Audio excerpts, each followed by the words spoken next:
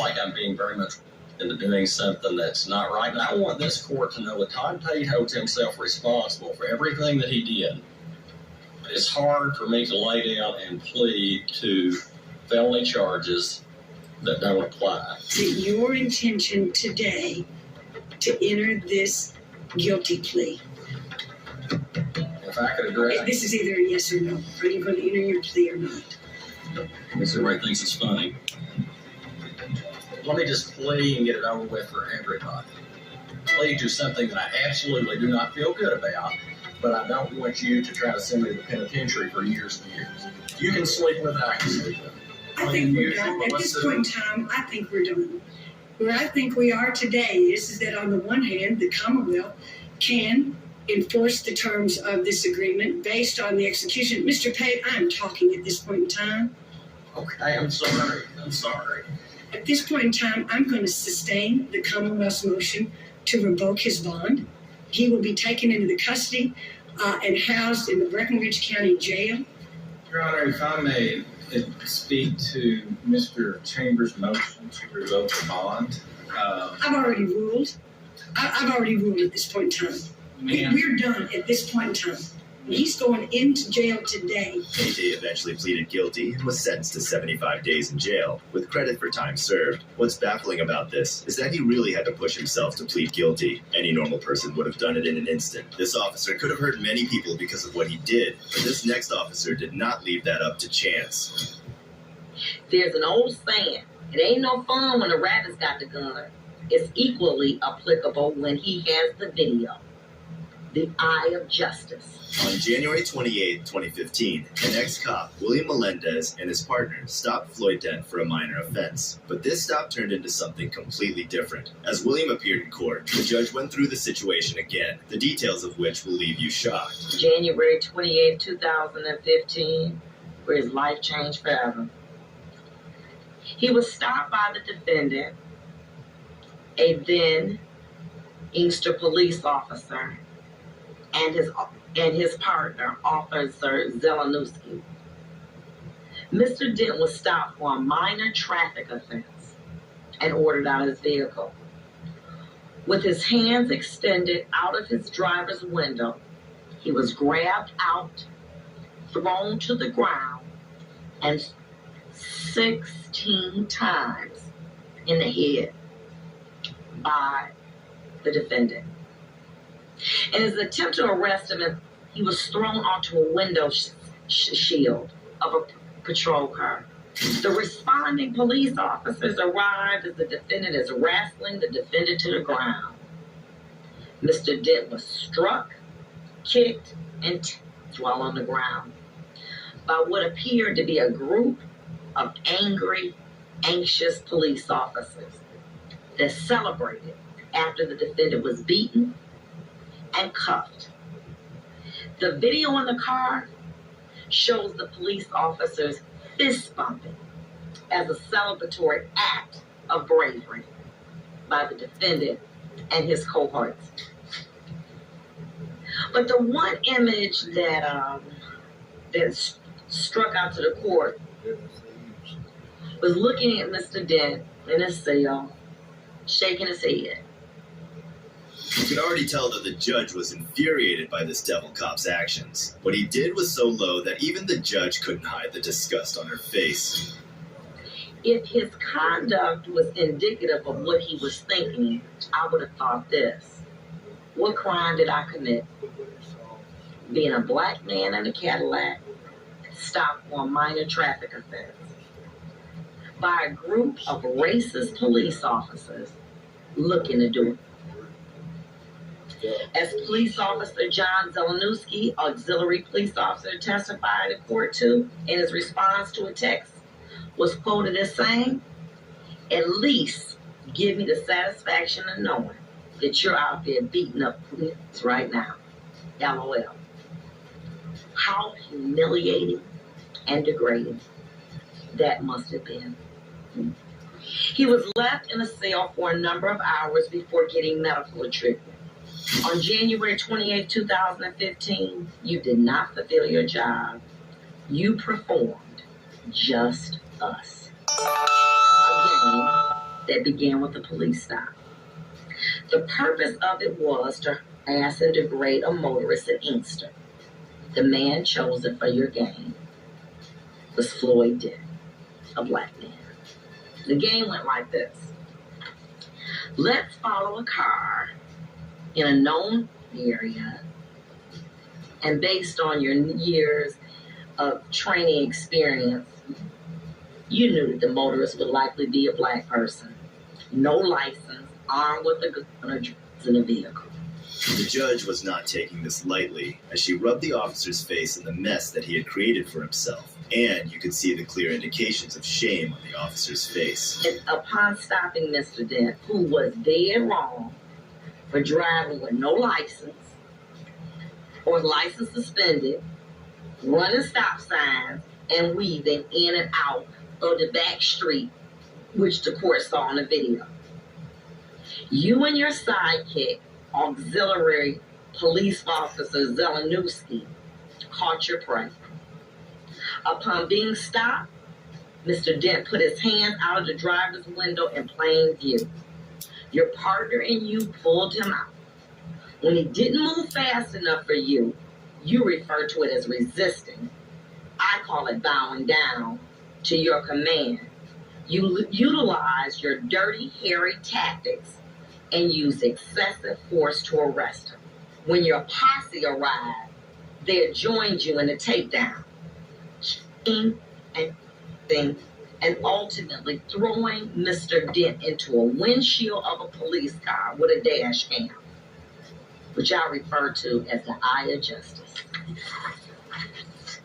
You were so into your bravado that you forgot the eye of justice was watching you and recording this disgusting beating, seeing Mr. Dent slammed into the window shield with blood running down his face.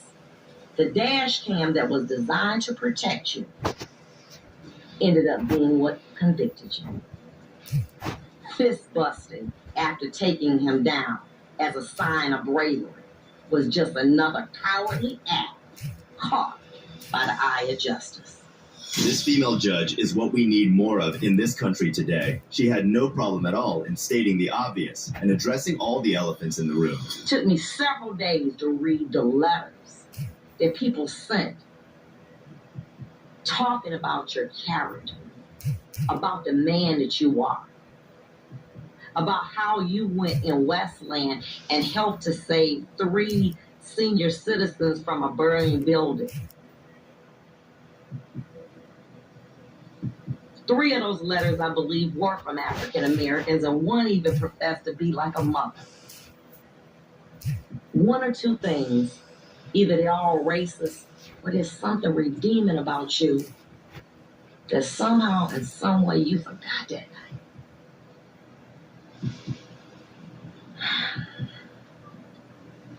The way you denigrated that man was awful. Who would know and who would care about a lone black man being assaulted by upstanding police officers? At the station, the other eye of justice captured you and your posse making fun of Mr. Dent, mimicking him struggling while you all wiped the blood off your uniforms with disinfectant while he watched. Such an awesome, caring, properly trained police officer. You led your fellow officers down a path of cowardly behavior. But today you will pay for it. You will pay for 2 things. Not being an example of greatness, which I know that you are from all the letters of support, awards, and commendation that you have shared with this court, and resorting to cowardly acts of barbaric behavior that led you to be convicted of these crimes. After a long verbal beating, the judge finally punished Melendez, and his reaction is worth watching. You betrayed your city. You caused your lovely wife heartache. And you caused Mr. Dent severe anguish. And finally, in the words of Vicki Yost, your commander, accountability is required to ensure continued community trust in him. Today, I can only punish your conduct, but only you and God can change your character. I've had an opportunity to listen to both sides, but it was my privilege to be able to oversee this trial because I had great lawyers, and great lawyers make jobs real easy. At this time, I am going to commit you to the Michigan Department of Corrections. However, after weighing the allegations in this particular matter and looking at all the circumstances, including what you've done and who the person I really believe that you are, I'm going to commit you to the Michigan Department of Corrections as to count 1 for no less than 13 months, no more than 10 years.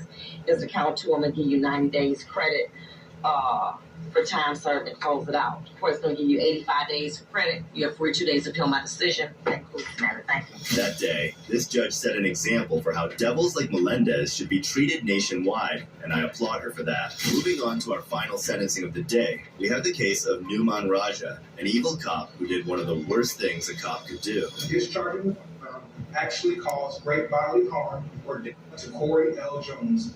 On March 7th, 2019, Numan Raja, a former police officer from Palm Beach Gardens, Florida, was convicted following an 8-day jury trial for some heinous acts he had committed. On April 25th, 2019, Raja appeared in front of Circuit Judge Joseph Marks, and what the judge did next will leave you shocked. We got 6 people that were plucked out of their normal lives, just sitting at home eating a sandwich one day, and they got a card in the mail that said, "You got to come to the courthouse." They're just regular folks, just like the rest of us. They got thrust into this situation. I have no idea what's going to happen right now. I do know one thing. There's going to be one side who's going to be brokenhearted. One side's going to be brokenhearted. We know that for sure. What I ask everybody, and then I follow it up with I'm ordering, that I am respectful that this is the most pressure-packed moment for most people in their entire lives. I don't want to hear a peep.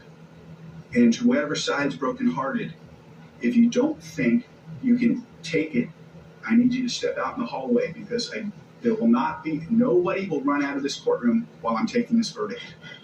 As soon as the 6 jurors are out of the courtroom, you're free to get up, walk out. Please, my job, and I think everybody's picked up on it, how respectful and polite I am to everybody. But when I'm forced to, I bite. I just want peace for these 6 people to get out of here, and then whatever the verdict is, we'll deal with it after they have been excused. Okay. So let's bring in the jury. After an electric introduction, the judge orders the jury to be brought in. Jurors, I'm going to take things out of order here. I want you to listen. One last instruction I have to give to you. Ladies and gentlemen, I wish to thank you for your time and consideration of this case. I also wish to advise you of some very special privileges enjoyed by jurors.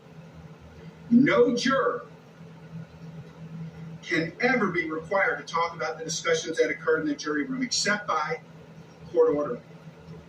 For many centuries, our society has relied upon juries for consideration of difficult cases. We have recognized for hundreds of years that a jury's deliberations, discussions, and votes should remain their private affair as long as they wish it. Therefore, the law gives you a unique privilege not to speak about your work. Although you are at liberty to speak with anyone about your deliberations, you are also at liberty to refuse to speak to anyone. When you're being escorted out today, you want to say, listen, I want to break off and stand in front of the courthouse and talk about this case, you're free to do so. But you're also free to say, I've done my service and I'm leaving. If anybody harassed that, I want to know. When you leave, I'm going to give you you're going to be handed a packet. In the packet is a certificate of appreciation. Inside the envelope is a letter